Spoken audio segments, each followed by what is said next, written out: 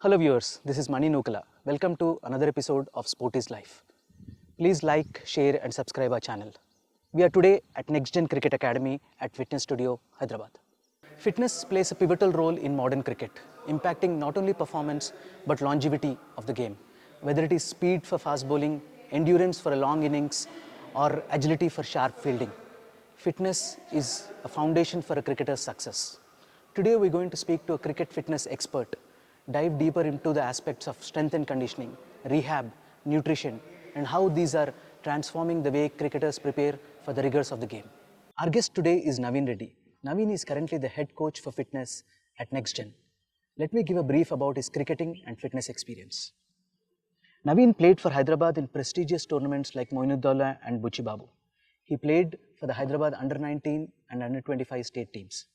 He has represented Usmania University in various inter-university tournaments. As a fitness coach, his experience is he started as a strength and conditioning coach for the Hyderabad Cricket Association in 2011 and 12. He's been the fitness coach for the Hyderabad Ranji Trophy team for over 6 years. He's attended various zonal cricket academy and national cricket academy under-23 India camps. He's also worked with the India Red team in the Dilip Trophy, and he's also Australia Strength and Conditioning Level 2 certified. Thanks Naveen for your time and talking to Sport is Life. Let's start with your sporting journey. How did it all begin? My journey started at a very young age. Actually, I was introduced to sport because of my dad. He used to take me out early mornings when he used to go into the ground and jog. Then he saw my energy levels. I was almost running with him. And then I got into athletics. At a very young age, I've completed some marathons, half marathons. I've done the Indian Rath Marathon, which was in Delhi around 4 times. Then the Pune Marathon, which was held in Maharashtra. Then because of that, I was inclined completely towards sports. And then at a very young age, then I went into another sport, tennis, which because my dad used to encourage into a lot of sports. I played around 1 year. And post that, then my interest was into cricket. So the good thing was he started encouraging me into all the sports. And when I started playing cricket, that's when I found out that I was doing pretty good in that. And then I've continued my career into that. Then I went on to play junior state levels and the senior state levels. Such an important point you brought up is to play multiple sports when you're young. I think that teaches you the impact and the aspects of sport and how good you are at a specific sport and to continue it as well. That's really good. So even now, Naveen, you play, or you currently playing for Union Bank. You have multiple roles as a cricket coach, as a fitness coach. You're a scale 2 level manager at Union Bank. You play regularly, like I was just saying. What is that one aspect that drawn you towards fitness? So there was one thing which was always driving me into fitness. Is I used to play a lot of games. So at junior level, when I was in college, I represented for football nationals, and I played Kho districts, then I played handball. So my interest was always into fitness. But along with my cricketing career, I underwent a lot of injuries. Like post my under-19 when I represented South Zone, I had a L3, L4 slip disc. So I had a knee injury when I was playing our Hyderabad leagues. That happened when I've made my debut into one day's Ranji Trophy. And then the next season, I faced an injury, fielding in a silly point. And then it took me around 2 years just for me to run. So that time, I lost a lot of time because that was my prime years. And then that's how I started studying about fitness.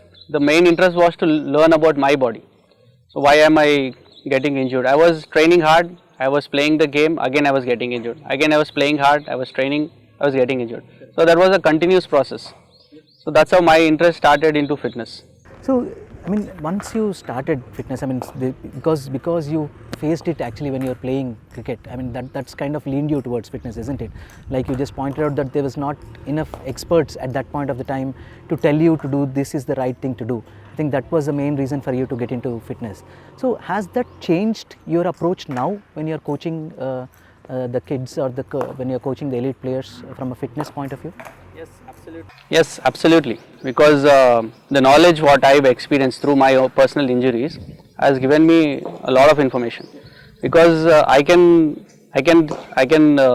experience the pain what the player is undergoing, because personally I've experienced so many injuries. I've been to so many physiotherapists, I've been trained under so many trainers, and that's an extra knowledge where I can carry myself onto the ground. So, Naveen, as you said that you have done various certifications from a fitness point of view and you've been a player. So, these certifications, does this help only the fitness from a cricketer's point of view, or does this also help from overall sportsman as well? When it comes to sports, the principles and basics will be the same for all the fitness, um, but it differs according to the sport, because when we play cricket we have three different formats. We have a multi-day, we have a one day, and we have a T20. And when it comes to soccer, it's a 90-minute game. When it comes to basketball, it's a shorter version game. So there are different aspects where we need to train. So the principles and basics will be the same, but we need to alter it according to the requirement of the athlete and the sport.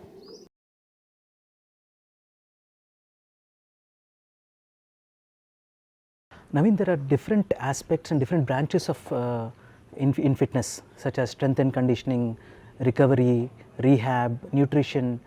So how does strength and conditioning differ in cricket compared to other sports?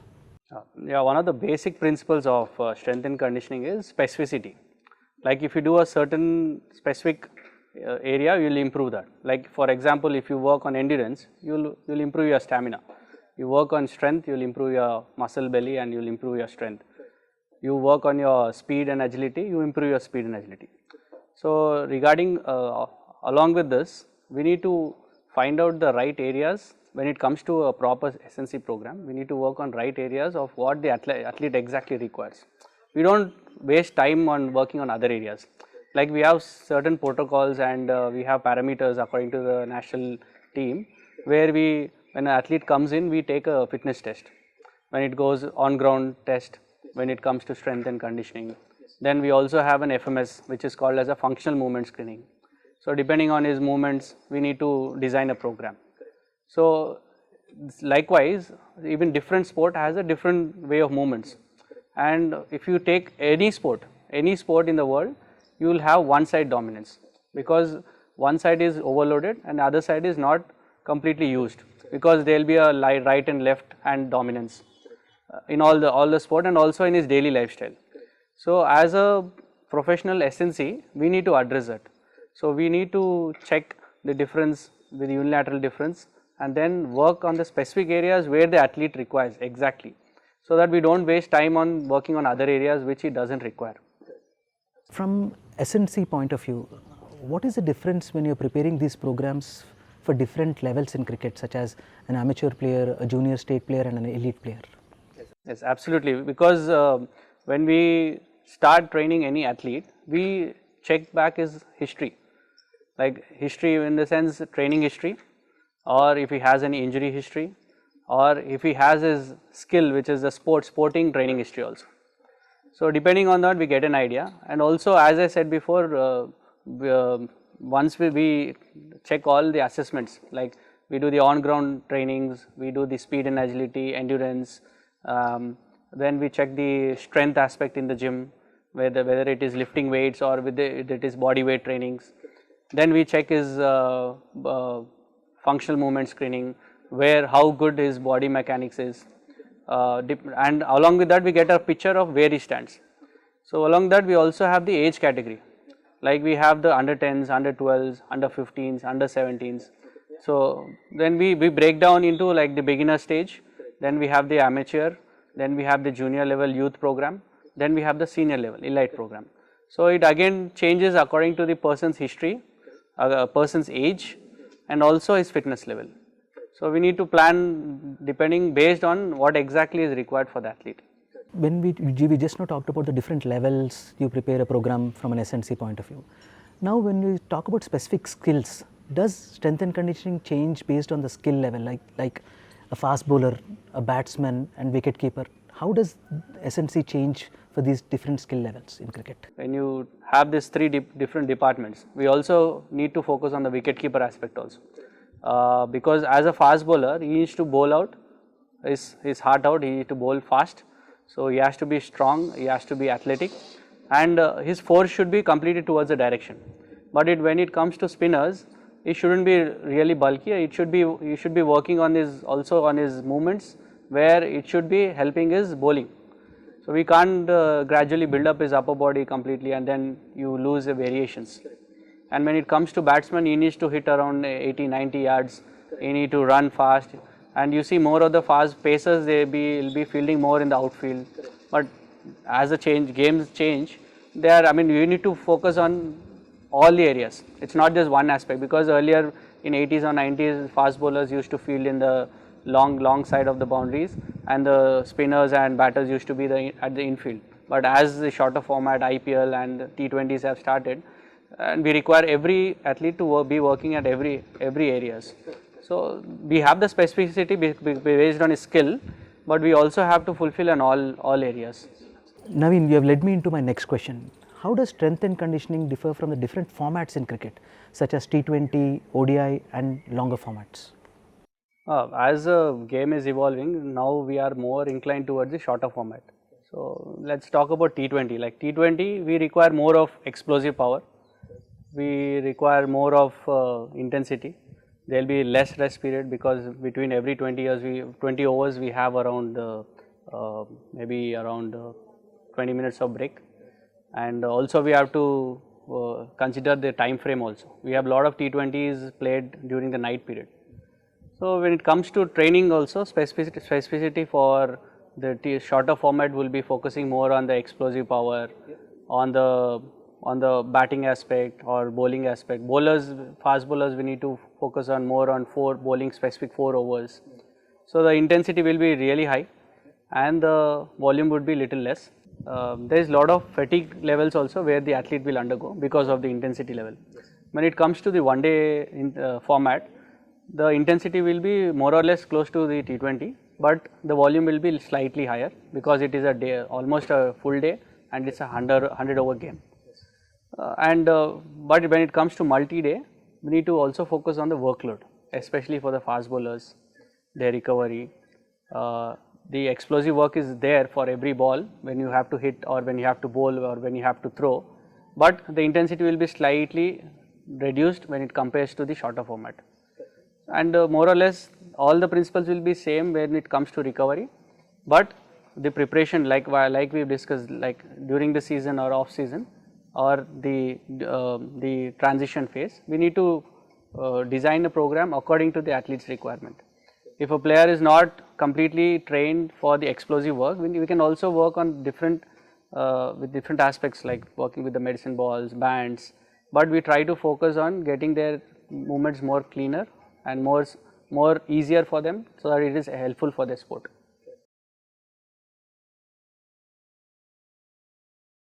So, let's talk about recovery now. What are the common injuries you see in cricket, which you see now, and what are the steps for the recovery process for these injuries?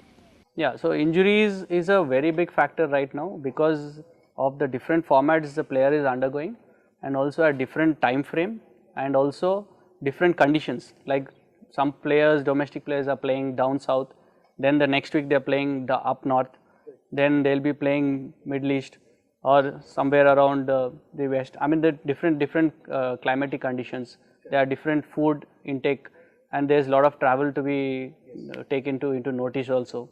So with considering all these, major injuries would be like more due to overstrain or through fatigue, right? So, and when it comes to volume, when a cricketer is there in the ground, we can't just ask him to cut down his volume, because imagine if a bowler is bowled around like 20 overs and he has to get the team all out, he has to again push for another 3-4 overs. There is no excuse for that. But as a strength and conditioning coach, what we do is, taking the consideration of his workload, we need to program the next day or the day end. So we need to focus on recovery methods, like we use ice bath, we use pool sessions, we use hydration, we use supplements for certain amounts of for recovery. So all these aspects we need to undertake in when we need to consider when it comes to planning the recoveries. What do you see the role of physiotherapy when you're actually linking it to a cricketer's recovery plan. What do you think is the role of that? When it comes to SNC, it's not just a trainer who has to work with the team. So we require a physio who's always in traveling with the team. So right now we have the leverage of carrying a masseur also along with the team. And as I said, like the SNC department, we do the assessments. The same way, the physio we do is muscular screening when it starts when he starts with the team. And depending on the requirement, we plan a prehab program. Prehab is done before something is again. So prehab is planned according to the player's posture. So during his MSK, that is muscular screening, he will get an analysis of a athlete of where he stands depending on his range of motion of his whole body, like whether it's ankle, knee, hip, shoulder.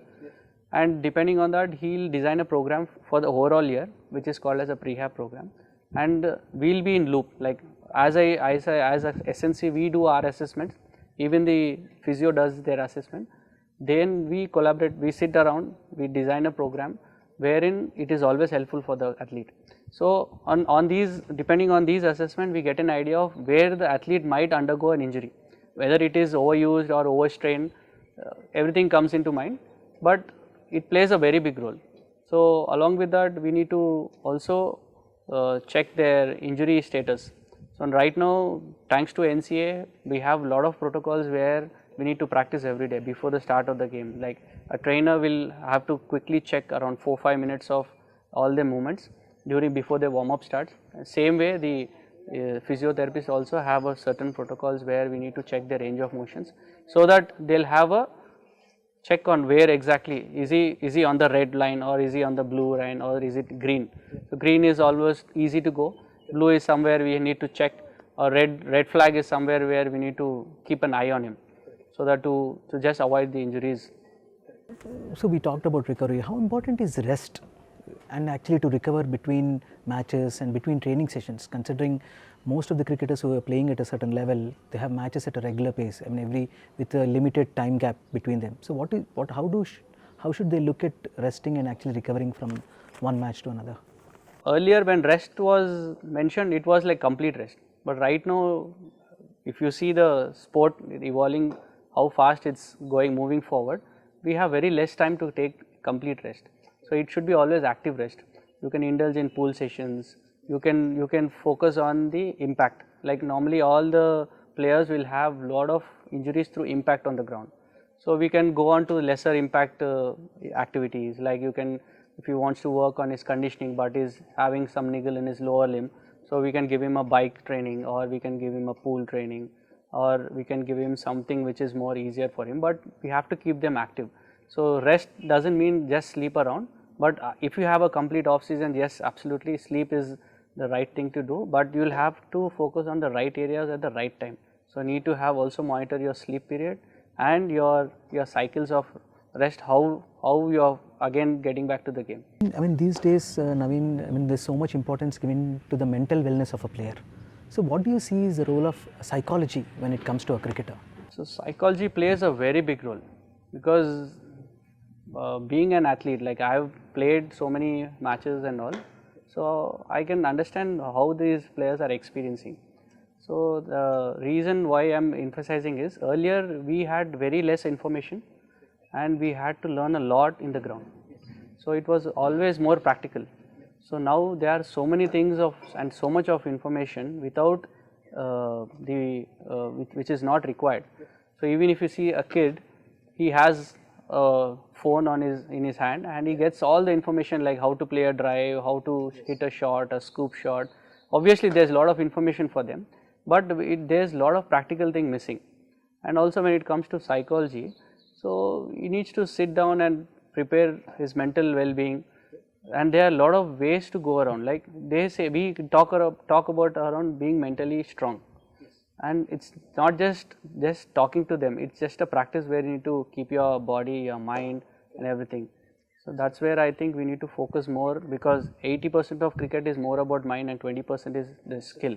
And we have the longevity because we have to play the whole day, we need to play, we need to stop, we need to take a break, they need to run, you need to sprint, you'll take a break. So it's like sudden fractions of thing, and you have to channelize your vision also, because especially your concentration, because if you're playing a multi-day, you can't just concentrate on all the 90 overs. So you need to take intervals, you need to focus on certain areas. So right now psychology plays a major role, because that is the next thing happening right now in the game.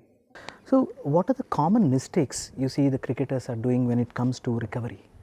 Because I see, because cricketers who doesn't have a lot of knowledge about the recovery aspect, they want to be ready for the next match ready, they want to be part of the match, whether they have done through the recovery process or not is a very crucial aspect here. So what is the mistakes that the cricketers does before they are ready for the next match? So basically when it comes to fitness, I keep talking to a lot of athletes saying that fitness is just to know about your body.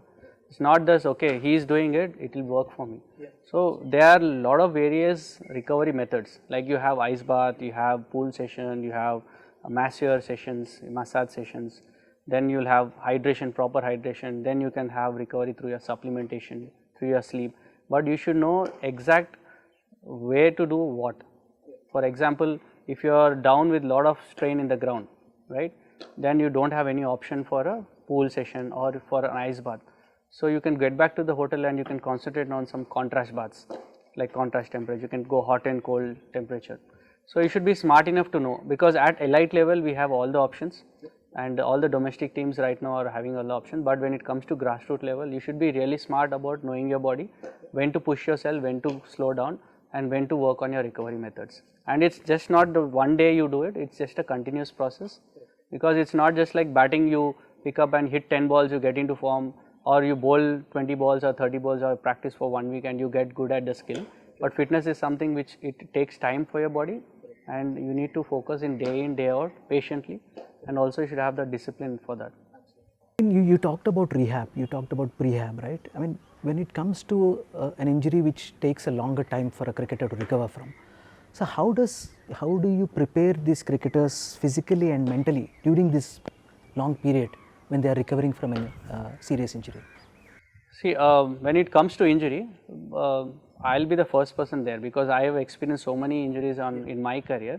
So I'll try to focus more on that, and I know it is a tough time for them to get back into the game, because when you see the players, especially at the teenagers or at a junior level, when you see the other athletes are moving forward or is missing out a year due to injury, that's where they get frustrated, they start trying to push themselves. But again, we need to talk with them, we need to sit with them, we need to try and get into their shoes. At some days where they'll be having not even 1 inch of like maybe motivation to go forward, but as a good SNC, we need to also consider their mind, also the time and what phase they are undergoing. So as an athlete, as a player who have already played the game, so I feel I have an extra edge of where I can understand the player, or else I will try and indulge him on different activities, but I'll try to get their motivation up. So basically, prehab is designed before an injury has happened. Like for example, when a physiotherapist does his muscular screening, we get an idea of his posture. For example, if he has a flat back, or if he has a anterior pelvic tilt, for example. So there are certain areas where one part of the muscle is tight and other part is weak. So the physio or the SNC will try and focus on those areas and try and activate those muscles to avoid those injuries. For example, he might get injured in certain areas. So there is no guarantee that he will get injured, but this is to avoid the injuries. And rehab is something which is we have to focus on after the injury, whether it is post surgery or before surgery, after the injury. Rehab is the training where we work on after the injury. And the principles will be same, but to avoid the injuries, we focus more on prehab. So a couple of exercises during their warm-ups or during their activation. So we try and add those exercises so that he'll be in good shape and he'll not get indulged in more injuries. And again, I mean, these days you see, I mean, injury is something which is part and parcel of the game. I mean, cricketers, when you're playing at a certain level, injuries will happen during your course of the career, like you said. So what is the advice you give these young cricketers when they talk about injury prevention? So basically, as I mentioned before, sport is more like a lifestyle, right? You will play the sport because you enjoy the game, you love the game, but it takes a lot of discipline also along with that. You learn a lot of things. We learn winning, we learn losing. So at times you might be injured, at times you might be in good shape, but this is something which has to be done continuously. You have to focus on the right things to do, right time to focus, and also it's not just one thing at doing at one time. So it's a complete set. Like you have to train in the morning, you have to take your food in on time, you have to work on your supplementation or your nutrition, you have to focus on your skill, you have to also check your skill volume. Are you pushing enough on your skill? Because a lot of kids are focusing more on the strength and conditioning part, but they are not focusing more on the volume of the cricket. Because even during volume or in cricket, you try to improve your bowling muscles or your batting muscles. So it is a balance. It's not just one thing at one time. So my suggestion is always to do the right things at a right way, and you try and you try and work under someone who's experienced and also get some idea about your body, because every athlete is different from the other athlete. We can't start copying their workouts, or you can't start focusing as they are doing, because everyone has their own way of training or every way of playing. What is the importance of nutrition in a cricketer's life? Yeah, nutrition plays a very big aspect in a sportsman's life, because we can't just concentrate on the 2-3 hours or 4 hours of cricket. The rest of the day is also important. The next 20 hours is important. We spoke about recovery, we spoke about rest. The same way we need to discuss about nutrition, which plays a very big role. So basically our food is categorized into carbs, fats and protein. But of late we see a lot of sportsmen focusing on the protein part, but we should also focus on the carbs, because we get our energy more from the carbs and fats. So there are two variations in carbs, which are complex and simple carbs. So we try and avoid simple carbs, because simple carbs have more of sugar content and they give you a rush of glucose in your body. But when it comes to complex, it is digested little slowly and it gives you energy time to time, because of a format of a game. And we need to have a balanced diet. We can't just focus on like carbs or fats or certain thing. When it comes to nutrition, it comes with a cost also. If you want a proper nutrition diet, you have to be under some guidance of a nutritionist, where they take your blood reports, they analyze your body, and they'll have a check on your workload, how much of load you are requiring, whether you are a fast bowler, whether you are a spinner, whether you are a batsman. How fast is your recovery happening? Are you having issues in recovering when you get up early day in the morning? So that's the thing where we need to focus. And when it comes to nutrition, there are also a lot of supplements in the market, right? But we can manage with a lot of natural products. When we are talking about carbs, carbs are the main source of energy, which we require before the game starts or before the practice. So we focus more on complex carbs, so that it gives you the energy for a longer period instead of the simple carbs. And then we need to focus on the proteins, which helps you to recover, rebuild your muscle. So we try and take a amount of protein post your workout or post your practice session, and we try to have a balanced diet. The same way, we can't just work on only the two aspects. We also have to work on fats, which are good fats, and we have two variations in fat, which are saturated and unsaturated. So we try and take those fats with the help of some dry fruits or some fatty, some good sources. Naveen, when it comes to nutrition, what is the routine during a match, whether it is pre-match, during a match and post-match? What kind of a routine from a nutrition standpoint is there? When it comes to nutrition, before the match we try and focus on some carbs, as it's starting early in the morning. So we get energy from the carbs. And during the match, we also have to focus on the hydration, where we can have some electrolytes added to our routines.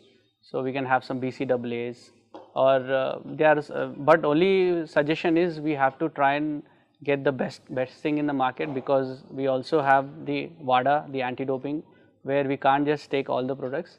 So we have to try and check the labels, try and check the batches which are tested or not, or try and take the products which are more useful for the athlete.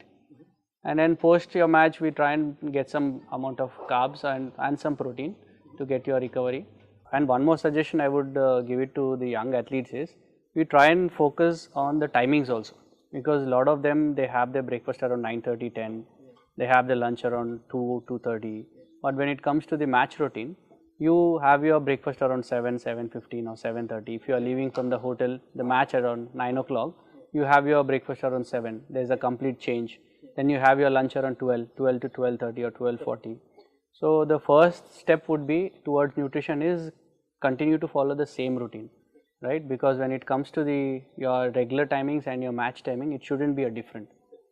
And the second thing is, before the match, we try and load some carbs to provide some energy. And along with that, during the match, we try and focus on the fluids, hydration. We suggest you to have some electrolytes in your routine. They can be some energy drinks, it can be some BCAAs, and post match, if some amount of protein would be added, it will be good for your recovery. So, but the main thing would be also the hydration. When you're focusing on your hydration, we should also check on the number of liters you're having, and it changes according to the body type and the conditions where you're playing. Like for example, if you're playing down south, maybe Chennai, Kerala or Goa, where it's more sultry, so we need to focus on the amount of hydration, how much of liquids, how much you're taking in. The same way we're going up north, it changes again depending on the conditions. Are there any specific supplements a cricketer can use during the season of the game? I mean, whether it is playing a longer formats of game or different formats, what kind of supplements a cricketer can use? Yeah, there are supplements, certain supplements where we can use in, but also there's a myth for a lot of athletes, because it comes with a lot of cost also, right? And we also have WADA, which is the anti-doping association. So we need to be very specific when we are taking certain brands or certain products. We have whey protein, we have BCAAs, we have glutamine, we have collagen. When it comes to supplements, there is a lot of myth among the athletes, because it comes with the cost, the first thing. So we have two things when it comes to supplements. There are steroids and there are supplements. Steroids enhances our performance, which is not correct and which is not ethical, right? And we also have WADA, which is the anti-doping association, where we have a constant check on the athletes whether they are doping or not doping. We have to be very specific when we are getting these products, and there are supplements where they will support your recovery, they will support your repair of your muscles. So certain basic supplements would be whey protein, BCAAs, glutamine, then you have collagen, then we have creatine. So we again have to plan depending on what exactly is the requirement. Are you in the off-season phase? Are you in the in-season phase? Are you during the before the season, pre-season?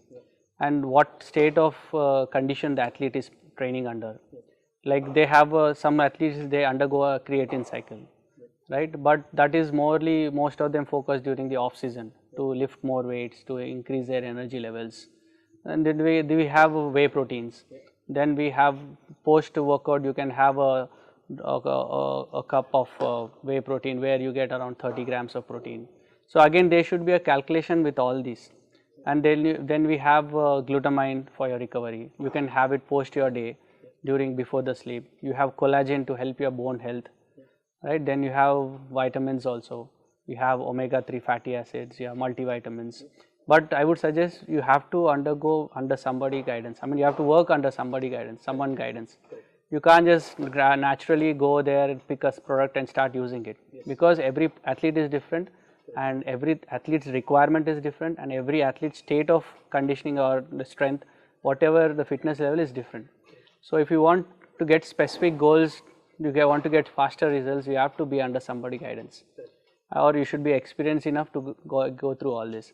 And also we have, when you are buying a product from the market, we should be checking the labels, we should be checking the batches whether it is tested or not. We have certain websites where you can type the batch number of the product and then check whether it is batch tested or not. But when it comes to athletics, but when it comes to general training and all, you can take any product.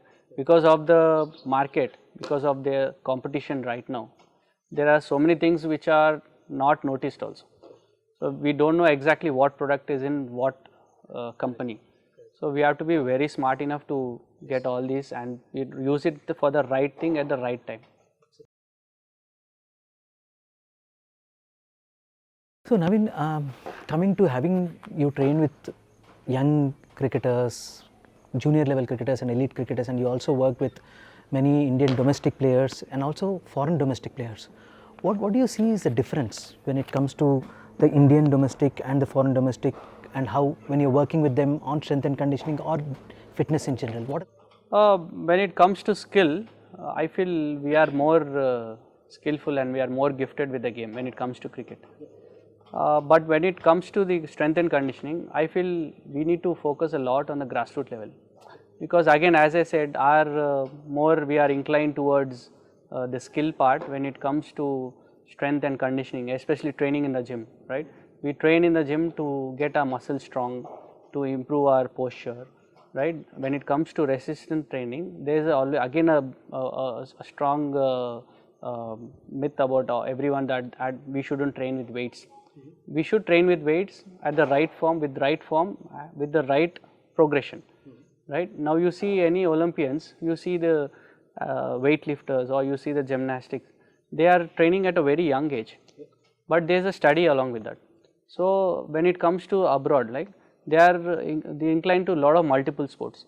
They are more inclined towards the enjoyment of the sport. When it comes to young kids, I am not talking about the senior guys. I am talking about the youth batch who are below 15, 16, and there is a lot of performance pressure when it comes to our kids. When it comes to the foreign kids, they are more inclined towards the enjoyment of the game rather than focusing on the result. So till 16, 17, they are focused more on enjoying the game or feeling the game or playing multiple sports. They are more close to nature. They go out more on fishing or sailing, or they try and explore a lot of things, which I feel we miss, especially kids who are in urban areas, right? We miss out swimming in the river, or when you compare to district players, they are much more stronger and more mentally, physically more stronger, because they have an extra edge, like they'll be climbing up the trees or using the Indian toilets or traveling in buses. They have the more natural ways of building their strength. So it's not always focusing on the performance, right? And one more thing I would like to add is we should be adding all the strength programs in our routines, because that improves your bone health, your muscular health, and everything is based on that. Once your posture is good, once you're stronger, you're running faster, you're more athletic, you can play the game for much longer, you can play injury free, and you can also start developing much better areas. So in our academy, we try and focus more on the basics. We try and improve their movements, we improve their biomechanical patterns along with their cricketing skill. So I feel that areas, especially when it comes to grassroots level, we can get much better there. I think Naveen, we can go on this topic. I mean, like you said, there's so many aspects to it and there's so many branches, and we can go in depth as well. But lastly, I just wanted to ask you one thing: is what is the advice you give young cricketers today? How should they look at fitness? So I would say fitness is a lifestyle. It's not just one thing where you develop in one day, right? As I've told earlier also, if you are missing the cricket, if you just get a bat and ball, you play for 1 week, you play for 10 days, you get into the rhythm, you get a good feel, and you get back into form. But fitness is not like that. It takes a lot of time. It takes years to evolve. It takes a lot of days to sacrifice. At days you will be down, at days you will be really down motivated, but you should be working back to your basics. So fitness is one thing where you have to develop as a lifestyle. The first thing, you have to be athletic, you have to run. There is no compromise on athletes not focusing on certain areas. So as we said, specificity, we need to work on all areas. We need to work on flexibility, we need to work on breathing, we need to work on speed and agility, we need to work on endurance, we need to work on power, we need to work on strength, lift weights. So try and explore more things, and there's always an advantage to the sport. There's nothing wrong where we can go back, right? Because at skill you might be having good days or bad days, but at fitness it's always a good days.